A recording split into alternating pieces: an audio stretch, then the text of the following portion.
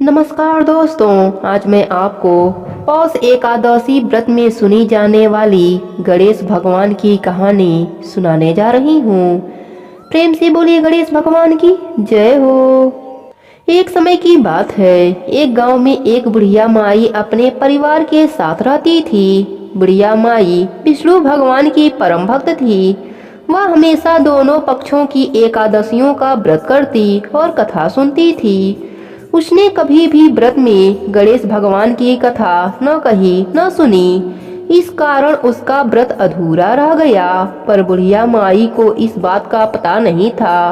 उनको लगता था कि वह तो पूरा व्रत कर रही है और उनके व्रत के पुण्य से उनको वैकुंठ लोक की प्राप्ति जरूर होगी। देखते ही देखते बुढ़िया माई की एक दिन मृत्यु हो गई। उन्हें लेने यमलोक के दूत आए। वह देखकर घबरा गईं और बोली, मैंने जीवन भर विष्णु भगवान की भक्ति श्रद्धा भाव से किया, एकादशी का व्रत किया, एकादशी व्रत की कथा सुनी, 11 माता की कथा सुनी। इस पुण्य से मुझे तो लेने वैकुंठ लोक का विमान आएगा। मैं आपके साथ नहीं चलूंगी। इतना कहकर बुढ़िया माई रोने लगी और विष्णु भगवान को पुकारने लगी। विष्णु भगवान गरुड़ पर सवार होकर बुढ़िया माई के पास आए और बोले, बुढ़िया माई, तूने तो पूरी श्रद्धा से व्रत किया, पर तुमने व्रत में कभी भी गणेश जी की कथा न कही न सुनी। इसी कारण तेरा व्रत अधूरा है। बुढ़िया माई विष्णु भगवान से जीवन दान मांगने लगी ताकि वह एकादशी का व्रत करके उसका पूरा पुण्य प्राप्त कर सके। इस प्रकार बुढ़िया माई को विष्णु भगवान ने 2 साल के लिए फिर जीवित कर दिया। अब बुढ़िया माई जीवित होते ही गणेश भगवान का नित्य नियम करना चालू कर दिया।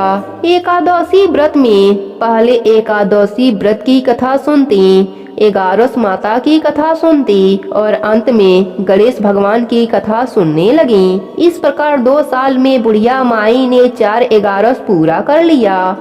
गणेश भगवान की कृपा से एकादशी का पूरा पुण्य बुढ़िया माई को प्राप्त हो गया। बुढ़िया माई की तपस्या से गणेश भगवान प्रसन्न हुए और बुढ़िया माई के सामने प्रकट होकर बोले, बुढ़िया माई, तुमने मेरे नित्य नियम के साथ ही व्रत में श्रद्धा पूर्वक कथा सुनी है, इसलिए मैं तुम पर अत्यंत प्रसन्न हूँ। मैं तुम्हें आशीर्वाद देता हूँ कि जब तक यह पृथ्वी रहेगी तब तक तुम्हारे इस तपस्या का गुणगान लोग करते रहेंगे।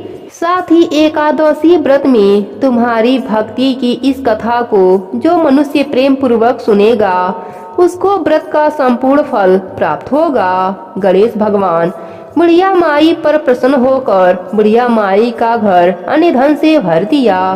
साथ ही रिद्धि सिद्धि का वास करके अंतर ध्यान हो गए। 2 साल बीतने पर बुढ़िया माई की मृत्यु हुई। इस बार उसे लेने वैकुंठ लोक से विमान आया। बुढ़िया माई को पूरे मान सम्मान के साथ वैकुंठ लोक ले जाया गया। इस प्रकार गणेश भगवान की कृपा से बुढ़िया माई का घर अन्य धन से भर गया और मरने के बाद वैकुंठ लोक का सुख मिला। हे गणेश भगवान, जैसे आपने बुढ़िया माई पर प्रसन्न हुए, बुढ़िया माई के व्रत को पूर्ण किया, उसके घर को अन्य धन से भर दिया, वैसे ही एकादशी व्रत करने वालों को भी पूरा फल देकर उनका घर अन्य धन से भर देना। कहानी अधूरी हो तो पूरी करना, पूरी हो तो मान रखना। प्रेम से बोले गणेश भगवान की जय हो, विष्णु भगवान की जय हो, 11 माता की जय हो। पुराणों में कहा गया है कि किसी भी व्रत त्योहार की पूजा करते समय सबसे पहले गणेश भगवान की पूजा होती है, तब जाकर उस पूजा को संपूर्ण माना जाता है। उसी प्रकार किसी भी व्रत की कथा को सुनने के बाद अंत में गणेश भगवान की कथा सुनने से उस व्रत को संपूर्ण माना जाता है। इसलिए आप सभी एकादशी व्रत की कथा सुनने के बाद अंत में गणेश भगवान की कथा अवश्य सुने। धन्यवाद।